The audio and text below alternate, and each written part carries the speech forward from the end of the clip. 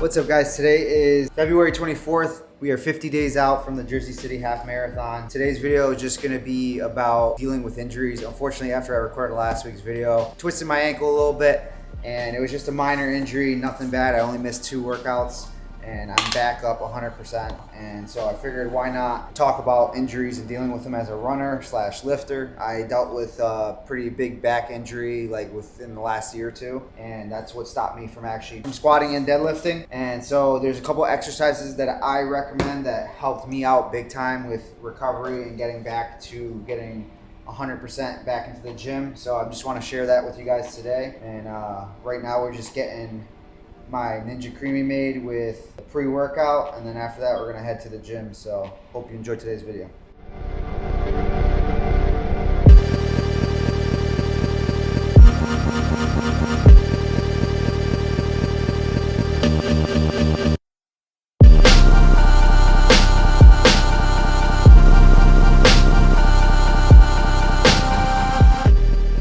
All right, so we just pulled into the gym and pre-workout is down. We're gonna go warm up. It's a big part of injury prevention. So a lot of the tips and techniques I'm gonna give today about this topic is just gonna be off personal experience. I'm not a doctor, so tip number 1 obviously would be, if you're injured, go see a doctor. Make sure you get checked out and make sure it's nothing serious. So let's go in, warm up, and get ready.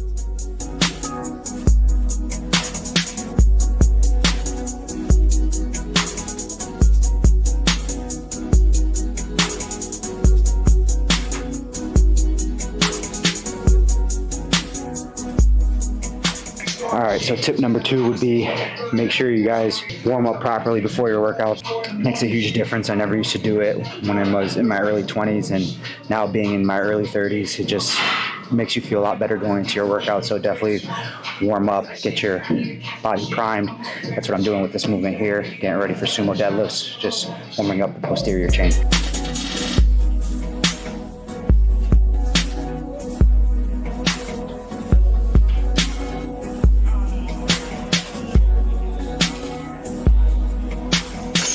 Next tip is, make sure you guys are lifting with proper form. For sumos, you always want to make sure your core is engaged and that you are very strict with keeping your line in a neutral position. Obviously also plays in a role to make sure you check your ego. Don't lift more than you can. You want to keep that proper form intact. So for example here, not too impressive as I'm coming back from this injury, but 10 pounds heavier than what I did last week. So it's just a slow incremental increase in weight and making sure that that form stays strict.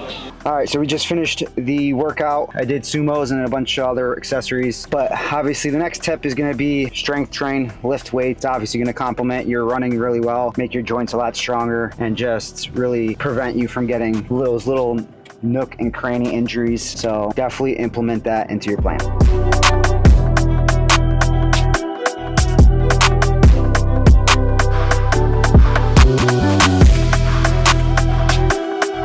So now we're out for a 12-mile run, about to be 1 mile in. And the next tip I want to give you guys is, if you currently are injured and you are a runner, don't focus on what you can't do. So what I mean by that is, if there's some sort of injury you have that's limiting you guys from running, maybe focus on some sort of cross training to help that recovery. Movement is good for you guys, and something that I did throughout my injuries while training for my last 2 marathons was including the elliptical and indoor bike, as well as incorporating a treadmill, just because running indoors is going to be a lot easier on your legs as opposed to running outside on the pavement.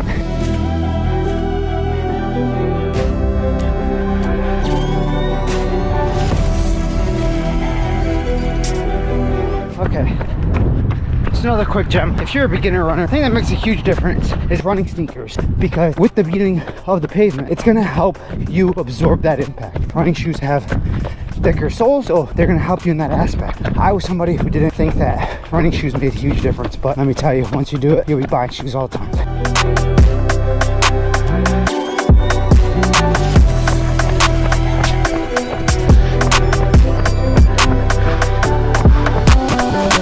All right, 12 miles complete.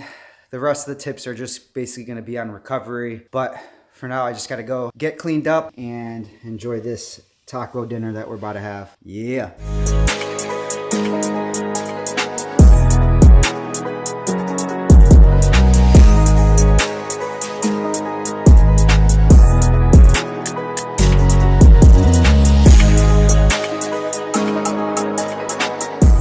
right, so we're gonna be wrapping up the video. I'm gonna give you the last few tips that it's gonna help you with injuries. So you guys saw at the gym, I do like mobility and foam rolling, and then every night before I go into work, I get on the floor here and do about 20 to 30 minutes worth of stretching, and then additional foam rolling. And then the two biggest exercises that help me with my back, I'm just gonna show you guys real quick as well. I literally searched everything on the internet to try and figure out how to speed up the process or to recover from my back injury. And these two exercises that I'm gonna show you were the biggest ones that helped me out, and really the only ones that had helped. So this one, I don't know the names of them, but they look kind of odd, but I'm telling you they work. So you lay on your side, and then I put my hand on my head, and what I do is I just lift one leg in the air, make sure it goes behind your body, the plane of your body, and you turn your toes to facing the ground. At the same time, you put your thumb into your lower back and push really hard, and then come in with your knee like this, and then you just repeat that for 10 reps. And after I repeat that for 10 reps, I hold it here for 30 seconds with the toe pointing down, and then I'll repeat the same thing on the other side. And then the second exercise I do along to complement that first one is you just kind of like go against the wall, use it solely for support, lift your foot up near the wall, and then again you take your other opposite hand, put it in the lower of your back, and what you do is you're just using your hand as balance, and you're kind of just moving your hip towards the wall, and you should feel like a tight sensation in your lower back on the side that you're lifting your leg up. And you just do that for 10 to 15 reps, and you do the same thing on the other side. So those two things are the main things that help my back. And then also along with these exercises, make sure I go to a PT on a weekly basis. Every Wednesday I go, and then also try to get massages like every few months just to kind of help accelerate the breakdown of like muscle tissue from working out and running. All right, so for the last tip, the most important thing I would say out of all of them is definitely sleep. This is something that I don't really get too much of lately just because I work night shift now, but definitely getting 8 hours of sleep makes a difference and helps your body recover a lot faster. And you'll just, as long as you're getting at least 8 to 9 hours of sleep, you'll definitely tell that like your workouts even feel much better. So make sure you get it in, and that'll pretty much be it for the video. I hope you guys learned something from it and